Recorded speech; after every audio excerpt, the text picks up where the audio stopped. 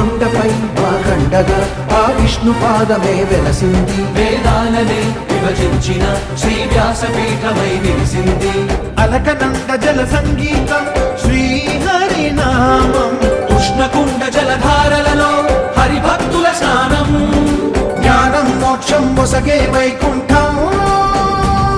హరి ఓం హరి ఓం. సంకర్షణ సత్య నిర్ఘోషణ వేదవాగ్భూషణ అద్రినారాయణ. విశ్వ పరిపోషణ విబుధ పరితోషణ చక్రధర భూషణ